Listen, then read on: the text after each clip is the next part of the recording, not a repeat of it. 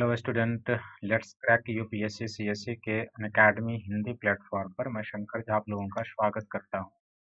आप अनअकैडमी का सब्सक्रिप्शन कैसे लें और इस सब्सक्रिप्शन को लेकर आप क्या क्या बेनिफिट उठा सकते हैं, इससे पहले आप मेरे बारे में जान लें। मेरे पास 8 वर्षों के टीचिंग का एक्सपीरियंस है और मैंने दिल्ली और दिल्ली के बाहर देश के कई प्रतिष्ठित संस्थानों और शहरों में पढ़ाया है। मैं हिस्ट्री और ज्योग्राफी ऑप्शनल पेपर तथा सामान्य अध्ययन का सेक्शन पढ़ाता हूँ। मैंने यूपीएससी के 2 बार इंटरव्यू दिए हैं, बीपीएससी का मैंने 3 बार इंटरव्यू दिया है और आरपीएससी के मैंने 1 बार इंटरव्यू दिए हैं। ये मेरा अनअकैडमी का टेलीग्राम लिंक है, आप इसे ज्वाइन कर लें, सब्सक्राइब कर लें ताकि क्लास से संबंधित जो पीडीएफ, पेपर कटिंग और क्लास टाइम टेबल होता है आप यहाँ से प्राप्त कर सकते हैं।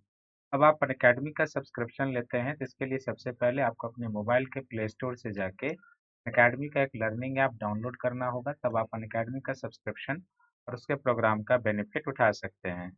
जब आप अनअकैडमी का सब्सक्रिप्शन लेते हैं तो आपको क्या क्या बेनिफिट मिलता है, तो सबसे पहले आपको इसमें डेली लाइव क्लास मिलता है और इस लाइव क्लास में आप अपने एजुकेटर के साथ इंगेज होकर डिस्कशन करके चैट करके क्लास से संबंधित जो भी डाउट होती है आप उसको क्लियर कर लेते हैं। दूसरा, इसमें आपको लाइव टेस्ट और क्विज मिलता है और इस लाइव टेस्ट और क्विज में आपको पीटी का मिलता है और मेंस का मिलता है और डेली बेस के आधार पर आपको अपने प्रिपरेशन के रखने का अवसर मिलता है कि किस तरीके की आपकी प्रिपरेशन चल रही है। और क्विज और टेस्ट के बाद आपको एक विश्लेषणात्मक सेशन दिया जाता है जिसमें आपको यह बताया जाता है कि आप पीटी के प्रश्नों को कैसे हल करें और आप मुख्य परीक्षा के प्रश्नों को किस प्रकार से हल करें। तीसरा, आपको एक स्ट्रक्चर कोर्स की प्राप्ति हो जाती है जिसमें आपको यूपीएससी के पीटी और मेंस का जो सिलेबस है एक निर्धारित समय में करा दिया जाता है। और चौथा, आप अनलिमिटेड एक्सेस को प्राप्त करते हैं, अर्थात आप भीड़ का हिस्सा नहीं बनते, देश के सबसे लार्जेस्ट ऑनलाइन एजुकेशन प्लेटफॉर्म से जुड़ जाते हैं, देश के टॉप एडुकेटर से मार्गदर्शन लेते हैं और अनअकैडमी के द्वारा चलाए गए मोर देन 15,000 से भी अधिक प्रकार के कोर्सेज जो यूपीएससी के प्रीलिम्स, मेंस और इंटरव्यू गाइडलाइन प्रोग्राम से संबंधित है, आप उसका बेनिफिट उठाते हैं। अर्थात आप अनअकैडमी के एक सब्सक्रिप्शन से आप मल्टी बेनिफिट को प्राप्त करते हैं। अनअकैडमी के जीएस का 2 प्रकार का सब्सक्रिप्शन है, एक प्लस कोर्स का सब्सक्रिप्शन है और दूसरा क्या है, आइकॉनिक सब्सक्रिप्शन है। तो प्लस कोर्स का जो 12 मंथ का सब्सक्रिप्शन है उसका सब्सक्रिप्शन फीस 49,500 रुपया है, लेकिन यदि आप मेरा रेफरल कोड शंकर वाईटी प्रयोग करेंगे तो आप 10% का डिस्काउंट पाएंगे, तब 12 मंथ का जो प्लस कोर्स का सब्सक्रिप्शन है आपको 44,550 में प्राप्त हो जाएगा। इसी प्रकार यदि आप 24 मंथ का सब्सक्रिप्शन लेना चाहते हैं तो इसका सब्सक्रिप्शन फीस 72,000 है और यदि आप मेरा रेफरल कोड शंकर वाईटी प्रयोग करेंगे तो 10% यहाँ भी डिस्काउंट पाएंगे, तब 24 मंथ के प्लस कोर्स का सब्सक्रिप्शन आपको 64,800 में प्राप्त हो जाएगा। इसी प्रकार जीएस का जो दूसरा सब्सक्रिप्शन है वो आइकॉनिक सब्सक्रिप्शन है। तो आइकॉनिक सब्सक्रिप्शन के 12 मंथ का जो सब्सक्रिप्शन फीस है 69,500 रुपया है, लेकिन यदि आप मेरा रेफरल कोड शंकर वाईटी प्रयोग करेंगे तो आप 10% डिस्काउंट पाएंगे, तब 12 मंथ का सब्सक्रिप्शन आप 62,550 में प्राप्त कर सकते हैं। यदि आप 24 मंथ का आइकॉनिक सब्सक्रिप्शन लेना चाहते हैं तो 24 मंथ का 1,60,000 है। यदि आप मेरा रेफरल कोड शंकर वाईटी प्रयोग करेंगे तो आप यहाँ भी 10% इंस्टेंट डिस्काउंट पाएंगे, तब 24 मंथ का आइकॉनिक सब्सक्रिप्शन आपको 95,300 में प्राप्त हो जाएगा। आइकॉनिक सब्सक्रिप्शन में आपको प्राप्त क्या क्या होता है, तो आपको इसमें डेली लाइव क्लास मिलता है, टेस्ट सीरीज मिलता है, unlimited practice, structure schedule, personal coach, daily mains question answer practice, study plan और पर्सनल फीडबैक के आधार पर आपकी तैयारी कराई जाती है। और जो आइकॉनिक सब्सक्रिप्शन है इसमें जो आपको पर्सनल कोच और डेली क्वेश्चन आंसर राइटिंग का सेशन दिया जाता है, ये इस प्रोग्राम की सबसे मूलभूत विशेषता है, क्योंकि जब आप सिविल सर्विसेज जैसे प्रतिष्ठित सेवा की तैयारी करते हैं जो देश का सबसे टफ कंपटीशन है, तो फिर ऐसे में एक प्रॉपर मार्गदर्शक होना चाहिए जो आपको लिखे हुए प्रश्नों को चेक करे, आपको सही दिशा निर्देश करे और समय समय पर आपको बताते रहे कि आपका प्रिपरेशन किस दिशा में जा रहा है, कैसी तैयारी चल रही है। इस दृष्टिकोण से आइकॉनिक सब्सक्रिप्शन जो है वो सबसे बेहतर है। आप 1 या 2 वर्षों का आइकॉनिक सब्सक्रिप्शन लें। फिर इसी तरीके से ऑप्शनल पेपर का आप भी अलग से सब्सक्रिप्शन ले सकते हैं और 12 मंथ के ऑप्शनल पेपर का जो सब्सक्रिप्शन है ये 27,500 का है और यदि आप मेरा रेफरल कोड शंकर वाईटी प्रयोग करेंगे तो आप 10% डिस्काउंट पा जाएंगे। तो 10% डिस्काउंट के बाद 12 मंथ का जो सब्सक्रिप्शन है ये 24,750 में आपको प्राप्त हो जाएगा। अनअकैडमी के द्वारा जो है आप जो एक मेगा अनअकैडमी कॉम्बाट की शुरुआत की गई है। आप इसमें पार्टिसिपेट कर सकते हैं। इसका अगला डेट जो है वो 20 दिसंबर 2020 है। इसमें आप पार्टिसिपेट करके इसकी टाइमिंग 11 AM है और बहुत सारे प्राइजेज आप जीत सकते हैं। और इस कंटेस्ट फॉर्मेट में 45 मिनट का होगा, 60 क्वेश्चन होंगे, 13 कॉम्बाट्स है और फिर 6 सेक्शन है, रिलेटिव स्कोरिंग होगा। और इस तरीके से आप इसमें पार्टिसिपेट करके जो है बहुत सारे प्राइजेस जीत सकते हैं। इसमें सबसे पहले आपको एप्पल का एक लैपटॉप, फिर आईपॉड मिलेगा, फिर एयरपॉड्स है, फिर ढेर सारे अमेजन गिफ्ट वाउचर जो है आपको प्राप्त होगा। तो आप अनअकैडमी के 1 या 2 वर्षों का सब्सक्रिप्शन लें, जीएस का और इकोनॉमिक सब्सक्रिप्शन, और फिर आप प्लस कोर्स में मेरे साथ जुड़ें। और अनअकैडमी के द्वारा जीएस के लिए नए बैचेज सब की शुरुआत की गई है 15 दिसंबर से और 14 दिसंबर से, जिसका की फोकस जो है वो इस पर है। तो आप इसको फोकस को देखें और अनअकैडमी का सब्सक्रिप्शन लेकर अपनी सफलता को आगे बढ़ाएं। और देख रहे हैं कि आप 14 दिसंबर को जो कोर्सेज लॉन्च हुए हैं, एक मिशन 2021 बाइलिंगुअल है, लक्ष्य 2021 की हिंदी का है, फिर एक्सपेडिशन 2021 जो इंग्लिश मीडियम का है। इसी तरीके से 2022 के लिए भी है, 2023 के लिए भी है। आप इन किसी में भी बैच में एडमिशन लेके अपने प्रिपरेशन को आगे बढ़ा सकते हैं।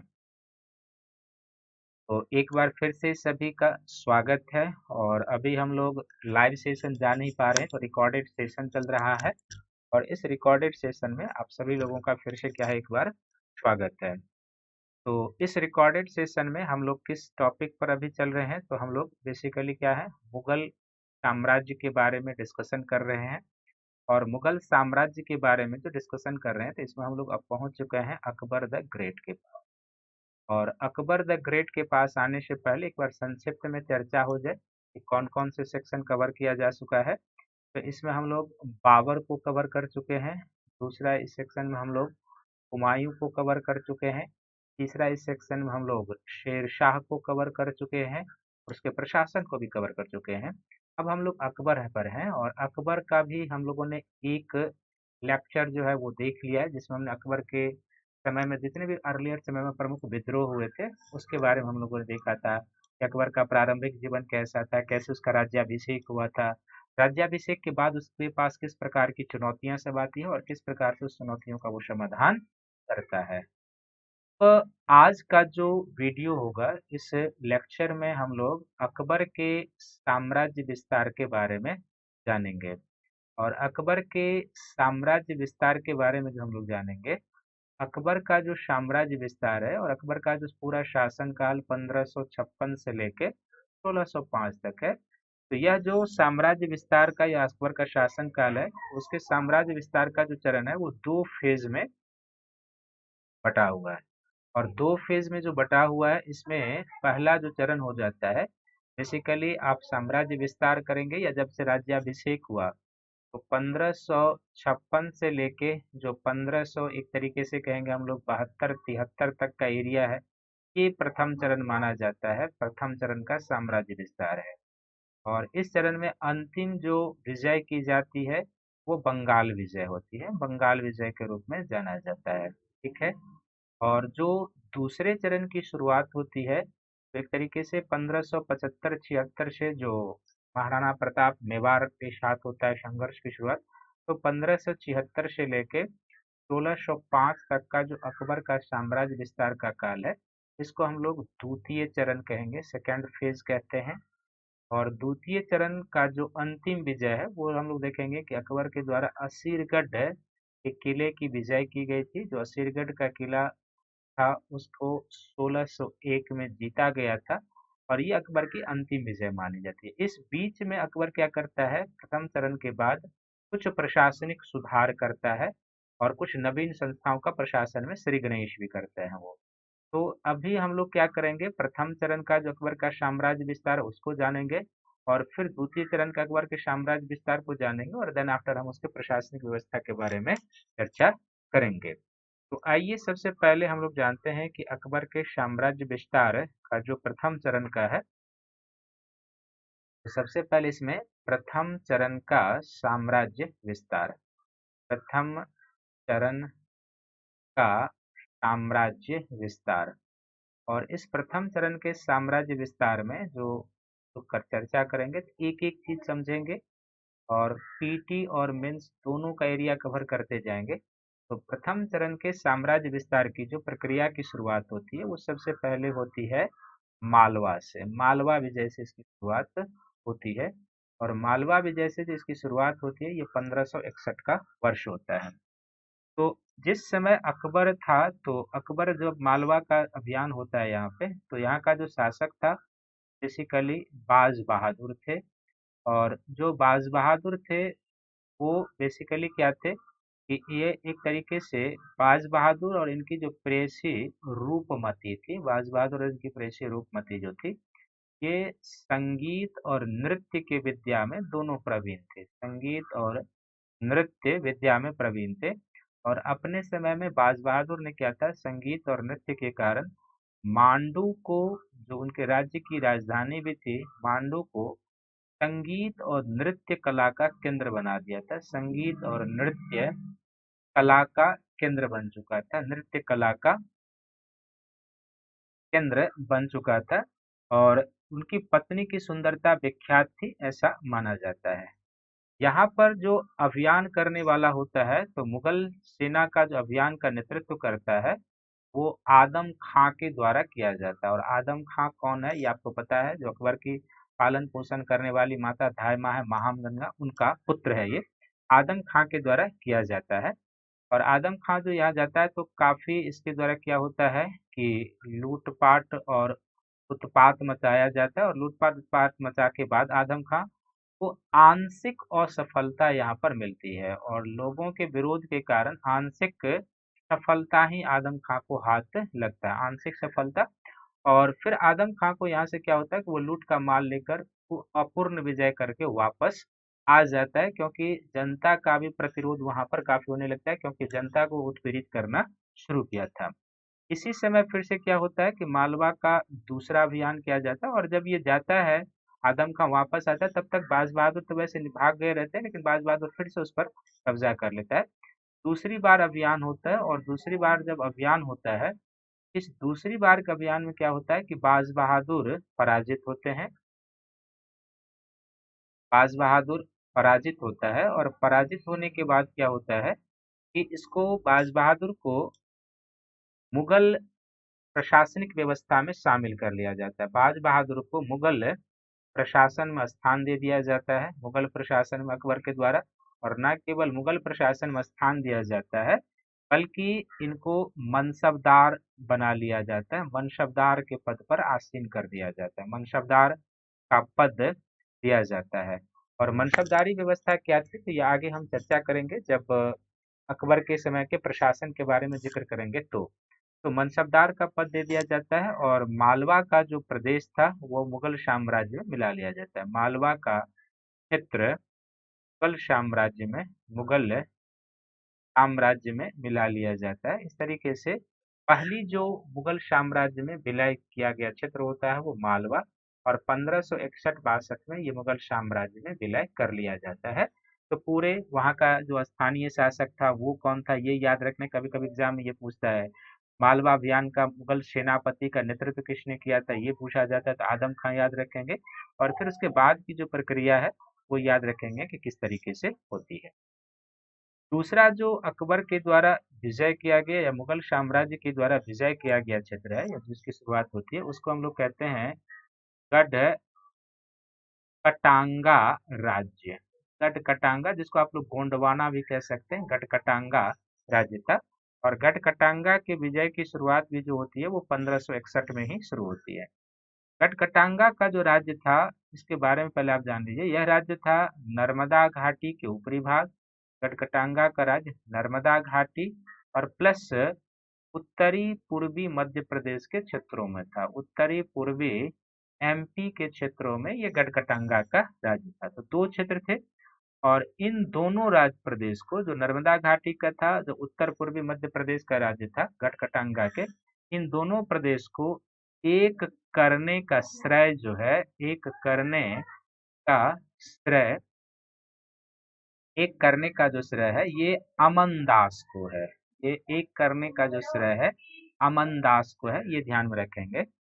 और अमन दास जो है इसने रायसेन को जीतने में, मध्य प्रदेश में ये एक किला था, अमन दास ने रायसेन को जीतने में गुजरात के शासक की मदद की थी। रायसेन को जीतने में, गुजरात जीतने में गुजरात के शासक बहादुर शाह की मदद की थी। गुजरात के शासक बहादुर शाह की मदद की थी, और बहादुर शाह पर काफी चर्चा हो चुकी है, आपको याद होगा। बहादुर शाह की मदद की थी, और जब गुजरात के शासक बहादुर शाह की मदद की थी तो उसने इसके बदले में, पारितोषिक के बदले में, अमन दास को एक टाइटल से सुशोभित किया था, जिसका टाइटल था संग्राम शाह। तो अमन दास को संग्राम शाह के नाम से भी जाना जाता है, और संग्राम शाह की जो उपाधि दी थी अमन दास को, वो गुजरात के शासक गुजरात के शासक बहादुर शाह ने, जिसके इसने रायसेन के दुर्ग को जीतने में मदद की थी। ये जो गटकटांगा का राज्य था, तो इस गटकटांगा के राज्य में गोंड का और प्लस कई सारे छोटे छोटे राजपूत रियासत भी थे। कई सारे छोटे छोटे राजपूत रियासत थे। राजपूत रियासत या कहेंगे राजपूत राज्य थे, छोटे छोटे राजपूत राज्य थे।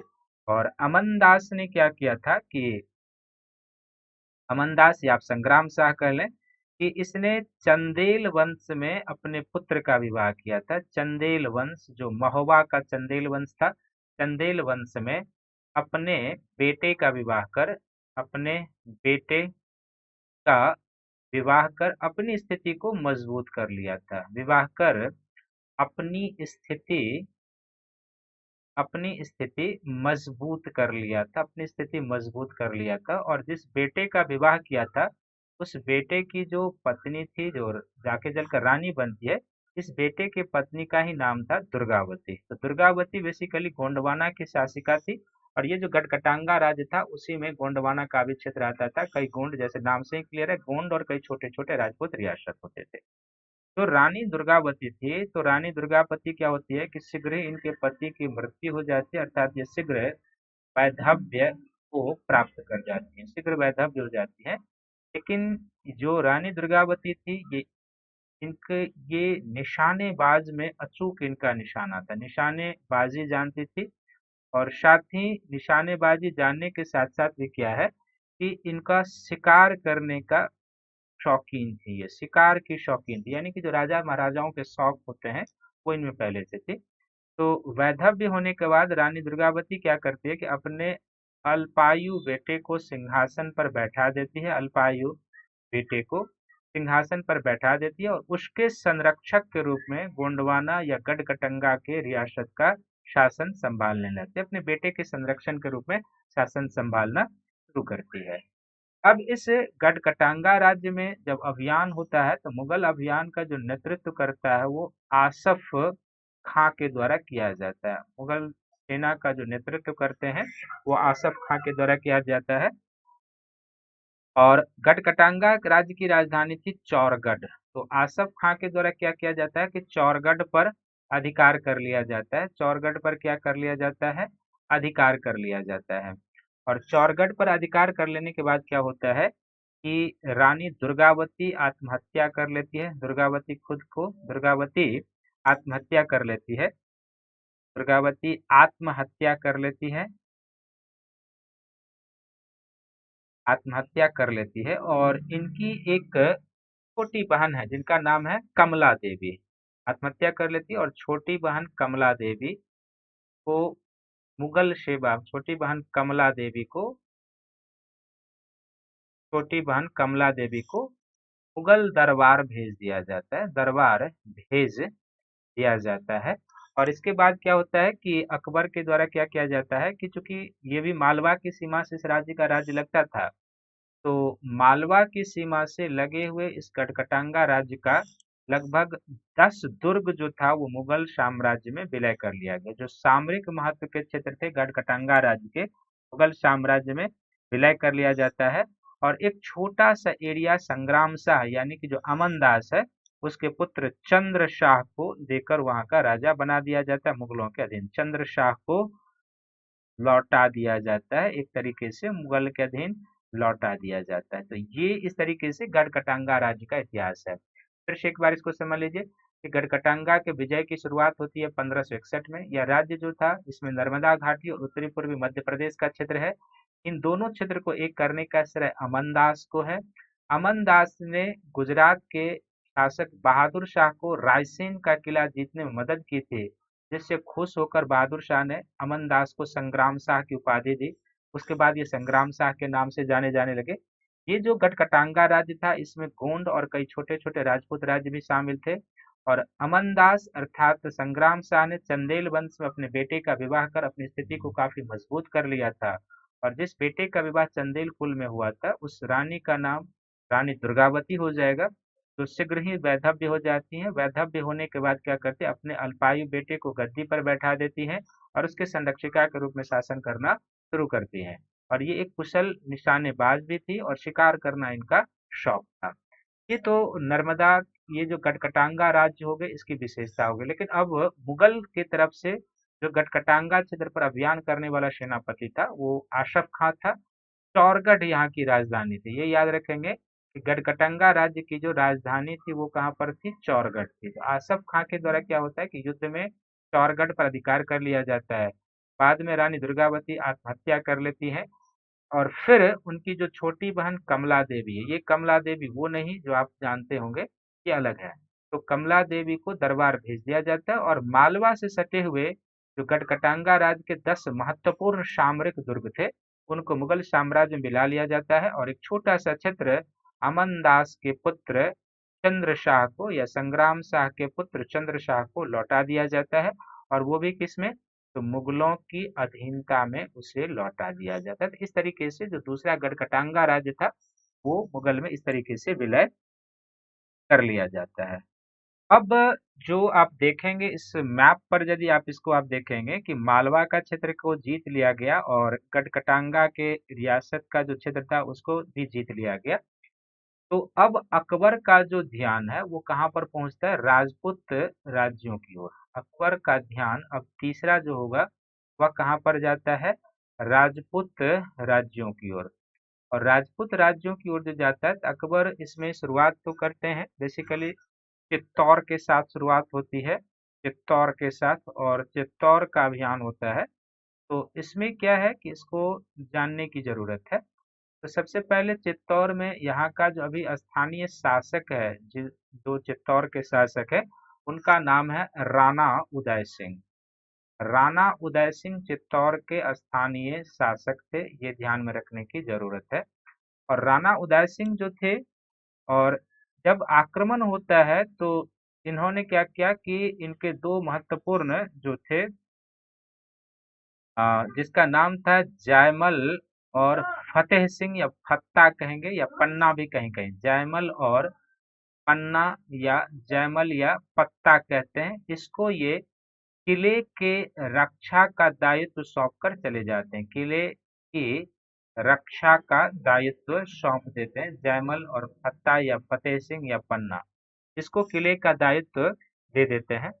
और यहाँ पर जब अभियान होता है तो काफी वीरता पूर्वक वीरता पूर्वक जयमल वीरता पूर्वक जयमल और फत्ता के द्वारा या जयमल या पन्ना के द्वारा मुगलों का प्रतिरोध किया जाता है।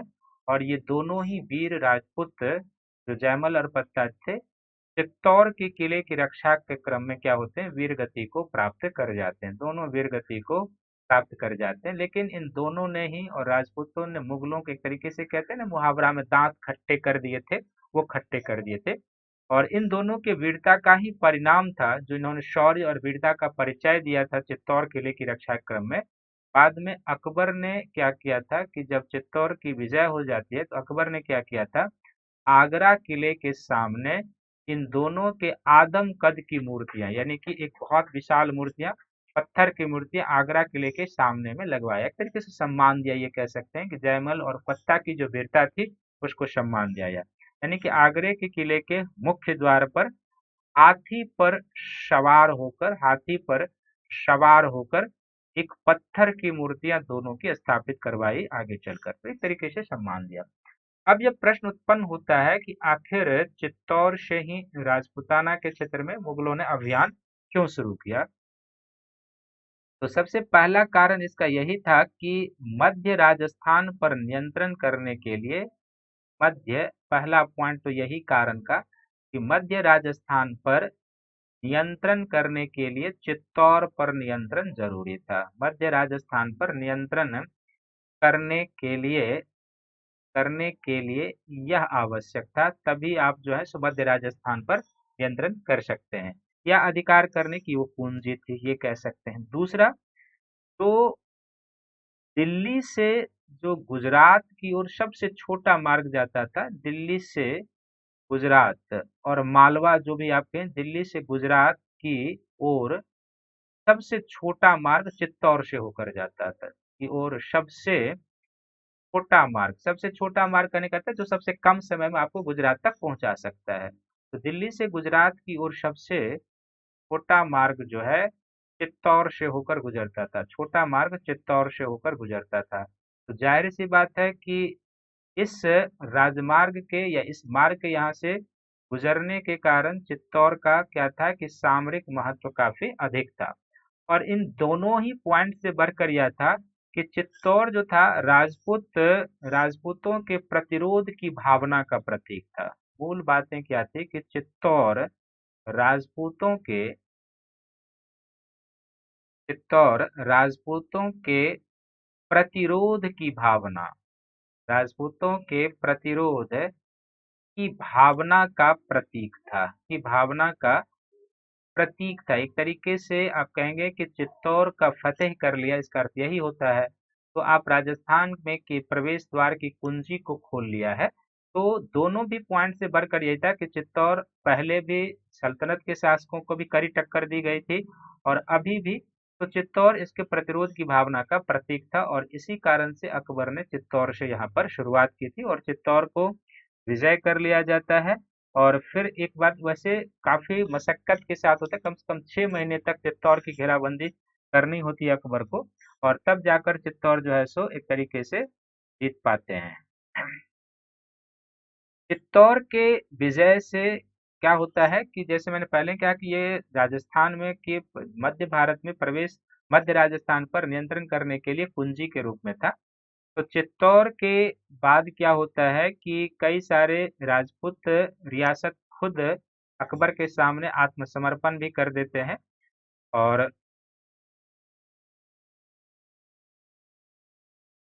कई सारे राजपूत रियासत जो है अकबर के सामने आत्मसमर्पण भी करते हैं। और आत्मसमर्पण करने वालों में एक तरीके से कहेंगे जिन राजपूत रियासतों ने आत्मसमर्पण कर दिया था, जिनके साथ अर्थात अकबर को मुगल साम्राज्य में उन क्षेत्रों को विलय करने के लिए युद्ध नहीं करना पड़ा, इसमें एक आमेर था और आमेर के राजा जो थे वो भारमल थे। भारमल ने अकबर की अधीनता स्वीकार कर ली और इस राजपूत कुल के साथ अकबर का हम लोग देखेंगे, जो आप जोधा अकबर पढ़ते होंगे, अकबर का वैवाहिक संबंध भी होता है। यहाँ से अकबर का वैवाहिक संबंध भी होता है। तो मुगल राजपूत वैवाहिक संबंध पर हम अलग से भी चर्चा करेंगे, जब अकबर के राजपूत नीति पर चर्चा करेंगे तो फिर इस पर विशेष रूप से चर्चा होगी।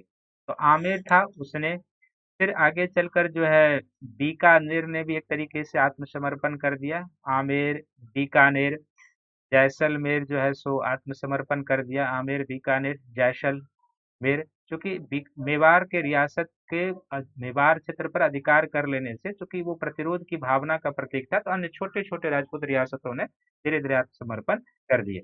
नहीं करने वालों में एक जो मेवाड़ रियासत था, जो महाराणा प्रताप के साथ, वो आप देखेंगे उसके साथ युद्ध भी होगा दूसरे फेज में। और फिर जिन्होंने आत्मसमर्पण नहीं किया, तो एक इसमें रणथंभौर था। तो रणथंभौर को भी क्या किया जाता है, विजय कर लिया जाता है, जीत लिया जाता है। एक तरीके से राजपूताना के रियासत के क्षेत्र में, राजपूताना के क्षेत्र में अकबर ने अपनी पैठ बना ली थी। चित्तौड़ आत्मसमर्पण कर चुका था, रणथंभौर आत्मसमर्पण कर चुका था, यानी जीता जा चुका था। और इन दोनों जीत का प्रभाव यह हुआ था कि कुछ ऐसे राजपूत रियासत राज्य थे जिन्होंने अकबर के सामने स्वेच्छा से अपना राज्य स्वीकार कर लिया। अकबर का कई राजपूत कुलों के साथ वैवाहिक संबंध भी होगा, उसमें एक आमेर है जिसका राजा यहाँ का भारमल था, फिर बीकानेर और जैसलमेर जैसे जो है वो कर देते हैं। अब जब यहाँ पर अधिकार हो जाता है तो अकबर का जो ध्यान है वो पहुंचता है गुजरात। और गुजरात विजय का प्लान बनाया जाता है। तो सबसे पहले गुजरात विजय, और गुजरात विजय जो है इस पर कई बार पीटी पर है, कई सारे प्रश्न इसमें सेक्शन में बनते हैं, तो इसको ध्यान में रखेंगे। तो सबसे पहले गुजरात विजय की जो पीछे रीजन था कि क्यों कदम उठाया जाता है, गुजरात विजय का कारण क्या था, ये ध्यान में रखेंगे। कब इसकी शुरुआत होती है, ये गुजरात विजय की जो प्रक्रिया है उसको हम लोग देखेंगे, और इस विजय का जो महत्व है वो क्या है वो हम लोग देखेंगे। तो सबसे पहला कारण, पहले भी इस पर चर्चा हो चुकी है कि गुजरात का क्या सब महत्व रहा है। तो सबसे पहला क्या था कि गुजरात जो है अपने समृद्ध कृषि उत्पाद के लिए जाना जाता था, अपने समृद्ध कृषि उत्पाद के लिए जाना जाता था, समृद्ध कृषि उत्पाद। तो जाहिर सी बात है कि यदि यहाँ की कृषि काफी समृद्ध है तो शासक को यहाँ से क्या हो सकता है, कर उपहार आदि की प्राप्ति हो सकती है, राज्य की आर्थिक समृद्धि होगी।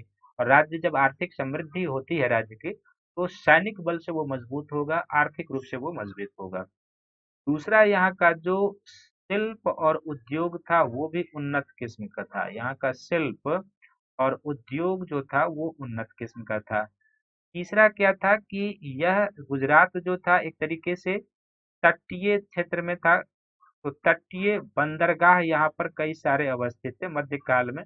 और जो बंदरगाह था यहाँ से, तो जाहिर सी बात है कि बंदरगाह होने के कारण, जैसे यहाँ पर भरूच था, और भरूच था, कई सारे जो थे यहाँ पर बंदरगाह थे। तो भरूच जैसे बंदरगाह सबके होने के कारण क्या था कि यहाँ पर विदेश व्यापार से ये समृद्ध था, विदेश व्यापार काफी होता था, विदेश व्यापार का स्रोत था, विदेश व्यापार इसके आर्थिक समृद्धि का क्या था, स्रोत था।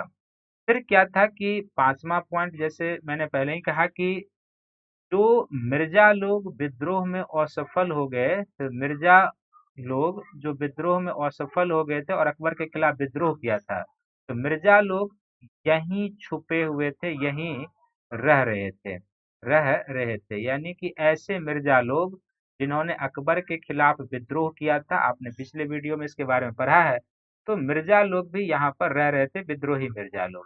तो जाहिर सी बात है कि यदि ये विद्रोही मिर्जा लोग यहाँ पर काफी लंबे समय तक रहें, तो ये अकबर के लिए सही नहीं होता। तो यही कारण था कि अकबर ने गुजरात विजय करने का प्लान बनाया, यानी यहाँ का समृद्ध कृषि उत्पाद, यहाँ के शिल्प और उद्योग, यहाँ का जो तटीय बंदरगाह जो अंतर्राज्यीय और राष्ट्रीय अंतर्राष्ट्रीय व्यापार का केंद्र बिंदु हुआ करता था मध्यकाल में, जिससे यहाँ की समृद्धि होती थी। और मिर्जा लोग जो अकबर के खिलाफ विद्रोह किए थे वही यहाँ पर ठहरे हुए थे। इन्हीं सब कारणों से अकबर के द्वारा क्या किया जाता है, गुजरात अभियान किया जाता है। यह गुजरात अभियान की जो शुरुआत होती है ये 1572 में शुरुआत होती है, और इस अभियान में अकबर खुद भी रहता है, अकबर खुद भी रहता है इस अभियान में। और इस अभियान के दौरान जो गुजरात विजय की प्रक्रिया है, तो सबसे पहले 1572 में क्या किया जाता है कि अहमदाबाद को जीता जाता है, अहमदाबाद को जीत लिया जाता है।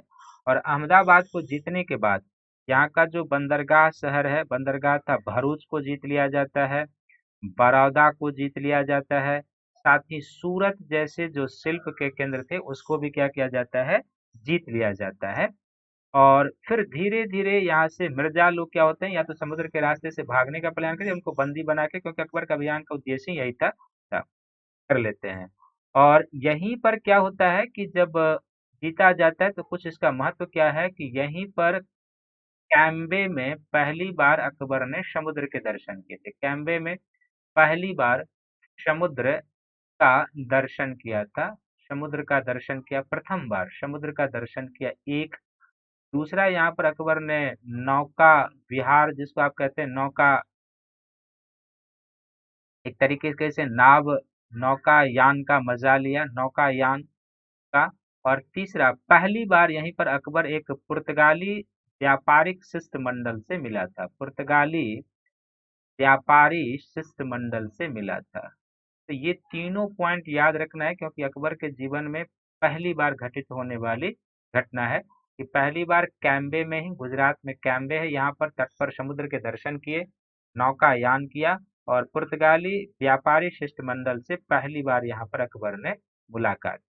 ये सब होने के बाद क्या होता है कि अकबर यहाँ से इन सब क्षेत्रों को जीतने के बाद यहाँ से अकबर क्या होता है कि आगरा आ जाता है।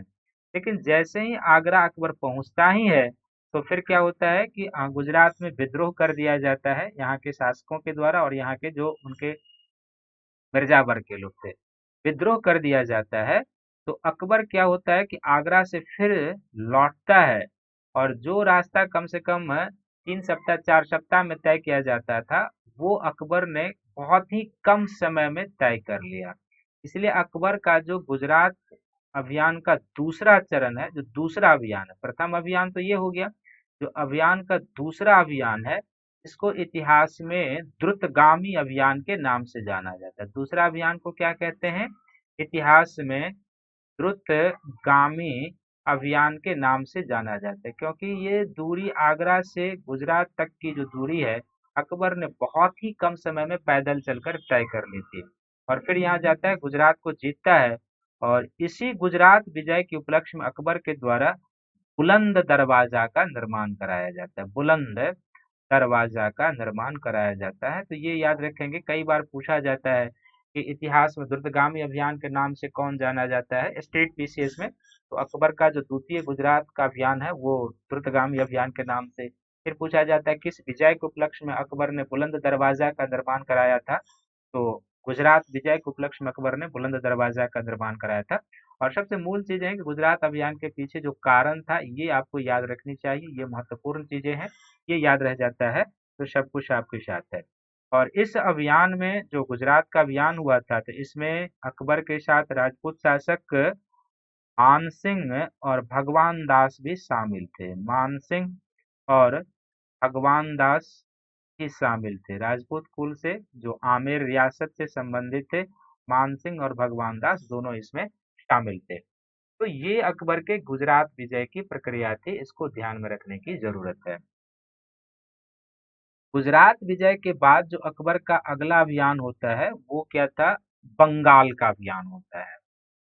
तो बंगाल का जो अभियान होता है, बंगाल बिहार एक तरीके से आप कहेंगे, किस तरीके से ये अभियान होता है और क्या क्या प्रक्रियाएं होती है वो आप ध्यान से देखिए।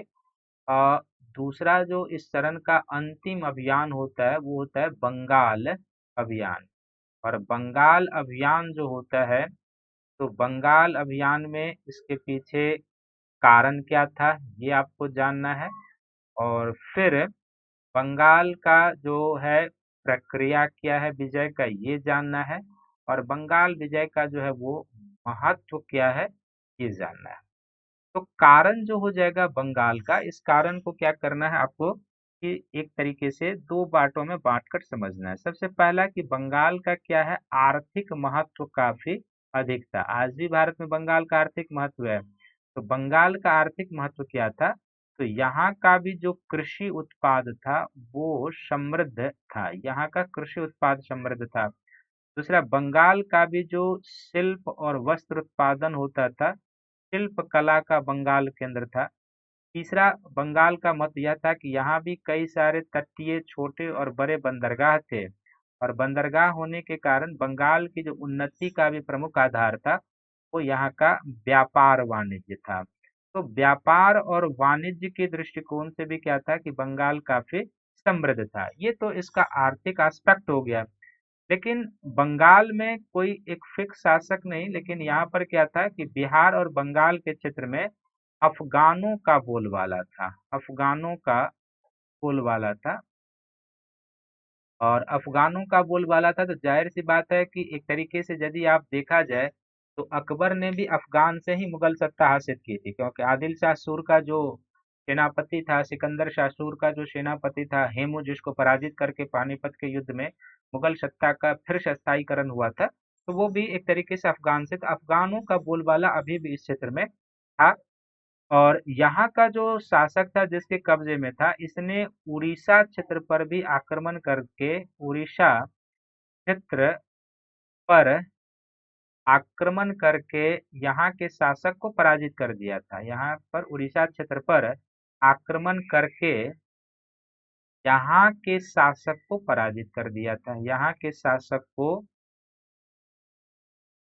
पराजित कर दिया था। और जाहिर सी बात है कि यहाँ के शासक को पराजित कर दिया था, तो इससे यहाँ के जो अफगान शासक थे इसने क्या की थी, अपनी स्थिति इस प्रक्रिया में और मजबूत कर ली थी। अपनी स्थिति को क्या कर लिया था, मजबूत कर लिया था।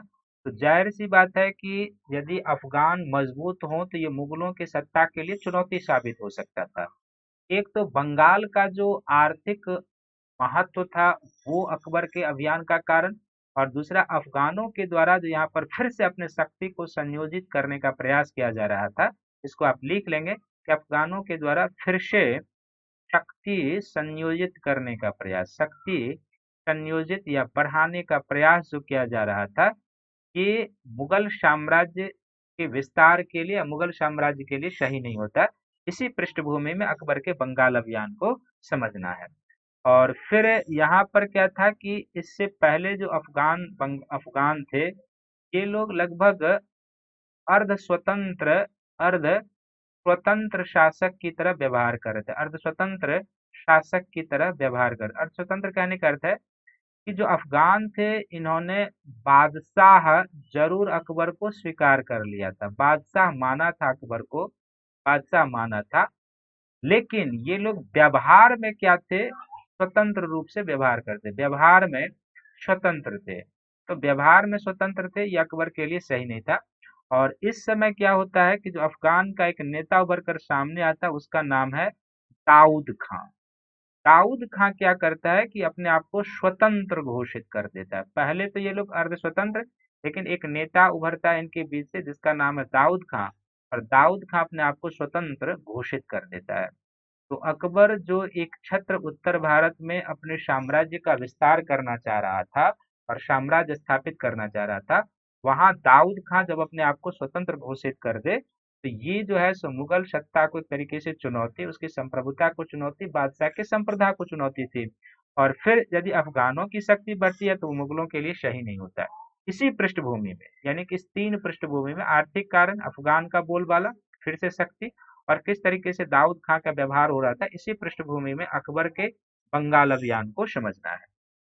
और ये जो बंगाल अभियान होता है, इसमें अभियान का नेतृत्व मुनीम खां करते हैं। मुनीम खां ये भी अकबर के संरक्षक होते हैं, और मुनीम खां के साथ साथ इसमें अकबर भी कुछ समय के लिए अभियान में साथ रहता है। मुनीम खां और अकबर भी साथ है अभियान में। तो सबसे पहले क्या किया जाता है कि इस अभियान में मुगलों के द्वारा पटना पर अधिकार कर लिया जाता है। मुगलों के द्वारा पटना पर अधिकार, जो बिहार की अभी की राजधानी, और शेरशाह के समय में भी, तो पटना पर अधिकार कर दिया जाता है। और पटना पर अधिकार करके मुगल अपना संचार, इस पर अधिकार करने के पीछे मूल लॉजिक ये था कि मुगल अपना संचार व्यवस्था मजबूत करना चाहते थे। संचार व्यवस्था और अन्य जो कुमुक व्यवस्था होती है, जो सैनिक व्यवस्था होती है, कुमुक व्यवस्था को मजबूत करना चाहते थे।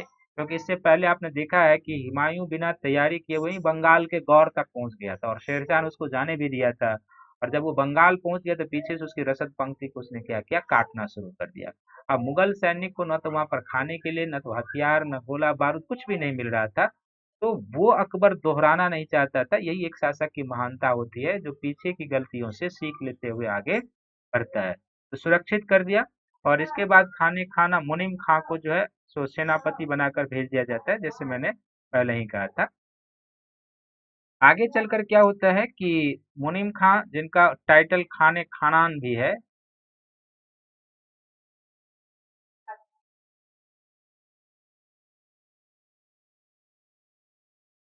मुनीम खां, मुनीम खां, तो मुनीम खां जो टाइटल, इनका जो टाइटल था ना, ये खान ए खां नान, खान एक खानान इनकी उपाधि भी थी, अकबर के द्वारा इनको दी गई थी। और अब अकबर वापस आ जाता है और सेनापति जो है बंगाल के अभियान का, मुनीम खां को बना दिया जाता है सेनापति। और मुनीम खां जब बंगाल का सेनापति अभियान का नेतृत्व करते हैं तो 1576 में एक युद्ध होता है। और ये जो युद्ध होता है, इस युद्ध में दाऊद खां, जिसने अपने आप को बंगाल का स्वतंत्र शासक घोषित कर लिया था, दाऊद खां मारा जाता है। युद्ध में दाऊद खां मारा जाता है। और इस प्रकार से अभी क्या होता है, बंगाल पर अकबर का अधिकार हो जाता है, बंगाल पर अधिकार हो जाता है। दाऊद खान जिसने अपने आप को स्वतंत्र घोषित कर लिया था, मृत्यु और बंगाल पर अधिकार हो जाता है। और बंगाल पर अधिकार हो जाने से क्या होता है कि एक तरीके से अफगान की शक्ति लगभग पूरी तरीके से अब यहाँ से समाप्त हो जाती है। तो दाऊद खां के द्वारा जो अंतिम रूप से अफगान साम्राज्य स्थापित करने का सपना देखा गया था, रूप से अफगान अंतिम रूप से अफगान साम्राज्य स्थापित करने का स्वप्न भी इसका समाप्त हो जाता है। स्थापित करने का स्वप्न समाप्त हो जाता है जो ये देख रहा था। और इस बंगाल विजय के साथ ही क्या होता है, यहाँ पर मुगल का अधिकार हो जाता है। अकबर के साम्राज्य विस्तार का जो प्रथम चरण है, प्रथम चरण है, वो क्या होता है कि यहाँ पर आकर पूर्ण हो जाता है। और प्रथम चरण जब पूर्ण हो जाता है तो लगभग इस समय क्या होता है कि संपूर्ण उत्तर भारत पर अकबर की सत्ता कायम हो जाती है। संपूर्ण उत्तर भारत पर कुछ राजपूत रियासतों को छोड़ दिया जाए, जिसमें एक मेवाड़ का प्रमुख राजपूत रियासत है, तो उसको यदि छोड़ दिया जाए तो पश्चिम में एक तरीके से लाहौर हो गया, मुल्तान हो गया, काबुल हो गया, पंजाब हो गया, दिल्ली हो गया, आगरा हो गया, संपूर्ण यूपी हो गया, बिहार हो गया, बंगाल हो गया। यानी कि एक तरीके से आप कह सकते हैं कि गंगा नदी के अंतिम छोर से लेके और सिंधु नदी तक के जो क्षेत्र हैं, सिंधु से लेके गंगा तक के क्षेत्रों पर अकबर का लगभग उत्तर भारत में नियंत्रण स्थापित हो चुका था। मुगल साम्राज्य यहाँ पर स्थापित हो चुका था। राजपूताना के क्षेत्र में कुछ छोटे छोटे राजपूत रियासत अभी भी बचे हुए हैं, और एक प्रमुख जिसके साथ आगे संघर्ष हो रहा है महाराणा प्रताप से, वो अभी भी। हालांकि मेवाड़ का प्रतिरोध हमेशा ही चलते रहता है। अकबर के समय मेवाड़ को जीता नहीं जाया गया। आगे हम लोग देखेंगे कि जहांगीर के समय में मेवाड़ और मुगलों के बीच एक संधि हो जाती है, लेकिन अकबर के समय में मेवाड़ को जीता नहीं गया। मेवाड़ का प्रतिरोध कंटिन्यू अकबर के समय में चलता ही रहा था।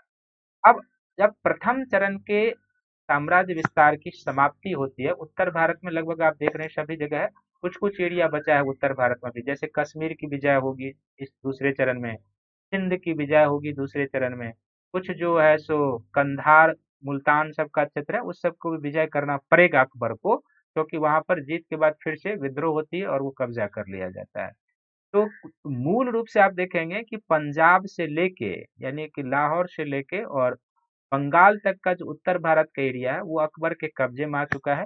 अब कश्मीर बचा हुआ है जो बिल्कुल पहाड़ी क्षेत्र है, उस पर अभियान होगा, उसको भी जीतेंगे। फिर जो है सो आगे चलकर सिंध को और अन्य क्षेत्रों की विजय की जाएगी। दक्षिण में अकबर की क्या नीति थी, कैसे वो चाहते हैं, तो हम अकबर की दक्षिण की नीति को अलग से आपको बताएंगे कि क्या उनकी नीति थी। तो अब इस प्रथम चरण के साम्राज्य विस्तार के बाद क्या है कि अकबर प्रशासनिक सुधार करते हैं। केंद्रीय प्रशासन में, प्रांतीय प्रशासन में, जो भी मुगलों का प्रशासन का सेटअप है वो बिल्कुल अकबर के द्वारा ही तैयार किया जाता है। तो हम उसकी चर्चा करेंगे बाद में। अगले लेक्चर में हम आपके लिए अकबर के साम्राज्य विस्तार का जो दूसरा चरण है वो लेकर आएंगे। जब ये पूरा हो जाएगा तब हम आपको अकबर के प्रशासन के बारे में बताएंगे। तो मुझे उम्मीद है कि ये लेक्चर आप लोगों को पसंद आएगा और ये आपके प्रीलिम्स में उपयोगी होगा। तो इसको देखेंगे आप लोग और अपने अपने जिस तरीके से आप लोग प्रिपरेशन करते जा रहे हैं, नोट्स बनाते जा रहे हैं, उसी तरीके से इस वीडियो को भी देखकर आप अपना नोट्स बनाते जाएंगे। और आप या आपके मित्रों में से यदि कोई अनअकैडमी का सब्सक्रिप्शन जीएस का लेना चाह रहे हैं, प्लस कोर्स का या भी आइकॉनिक सब्सक्रिप्शन लेना चाहते हैं, तो प्लस कोर्स के 12 मंथ का जो सब्सक्रिप्शन फीस है ये 49,500 रुपया है। और यदि आप मेरा रेफरल कोड शंकर वाईटी प्रयोग करेंगे तो आपको 10% का डिस्काउंट मिल जाएगा, और तब 12 मंथ का जो सब्सक्रिप्शन आपको 44,550 में प्राप्त हो जाएगा। यदि आप 24 मंथ का सब्सक्रिप्शन लेना चाहते हैं तो इसका सब्सक्रिप्शन 72,000 का है। मेरा रेफरल कोड शंकर वाईटी प्रयोग करेंगे तो 10% डिस्काउंट पाएंगे। तब 24 मंथ का जो प्लस सब्सक्रिप्शन है आपको 64,800 में प्राप्त हो जाएगा। और यदि आप आइकॉनिक सब्सक्रिप्शन लेना चाहते हैं जीएस का, तो जीएस का जो आइकॉनिक सब्सक्रिप्शन 12 मंथ का है वो 69,500 का है। मेरा रेफरल कोड शंकर वाईटी प्रयोग करेंगे तो 10% डिस्काउंट पाएंगे, और तब 12 मंथ का जो आइकॉनिक सब्सक्रिप्शन है आपको 62,550 में प्राप्त हो जाएगा। आप 24 मंथ का भी ले सकते हैं, बेहतर है। 24 मंथ का आइकॉनिक सब्सक्रिप्शन 1,07,000 का है, और मेरा रेफरल कोड शंकर वाईटी प्रयोग करेंगे तो यहाँ पर भी 10% डिस्काउंट पाएंगे। तब 24 मंथ का जो आइकॉनिक सब्सक्रिप्शन है ये 96,300 में आपको प्राप्त हो जाएगा। आइकॉनिक सब्सक्रिप्शन में आपको मिलता क्या क्या है, तो डेली लाइव क्लास है, टेस्ट सीरीज है, लिमिटेड प्रैक्टिस है, स्ट्रक्चर शेड्यूल्ड है, पर्सनल कोच है, डेली मेंस क्वेश्चन आंसर, फिर स्टडी प्लानर है और पर्सनल फीडबैक के आधार पर आपकी तैयारी कराई जाती है। और साथ ही क्या है कि आप ऑप्शनल पेपर का भी अलग से सब्सक्रिप्शन ले सकते हैं। तो ऑप्शनल पेपर के 12 मंथ का जो सब्सक्रिप्शन फीस है ये 27,500 का है। और यदि आप मेरा रेफरल कोड शंकर वाईटी प्रयोग करेंगे तो 10% डिस्काउंट पाएंगे। तब 12 मंथ का जो सब्सक्रिप्शन है ये आपको 24,750 में प्राप्त हो जाएगा। तो आप अनअकैडमी के 1 या 2 वर्षों का प्लस कोर्स और आइकॉनिक सब्सक्रिप्शन लें। ऑप्शनल पेपर का सब्सक्रिप्शन मैं हिस्ट्री ज्योग्राफी ऑप्शनल पेपर पर आता हूँ, तो उसमें आपका मार्गदर्शन करेंगे। और फिर इस वीडियो को सभी लोग लाइक करें, शेयर करें, सब्सक्राइब करें। और जिस तरीके से पिछले वीडियो सबका आप लोग देख देख के अपना नोट्स डेवलप करते जा रहे थे, तो उस तरीके से इसका भी कर लेंगे। और इस वीडियो को जितना लाइक शेयर सब्सक्राइब करेंगे उतना मेरे लिए बूस्ट मिलेगा। और सभी को थैंक यू है, धन्यवाद है। और अगले लेक्चर में हम आपके लिए अकबर के साम्राज्य विस्तार का जो दूसरा चरण है वो लेकर आएंगे। तब तक के लिए थैंक यू, धन्यवाद। इस वीडियो को देखें और अपना प्रिपरेशन आगे बढ़ाते रहें।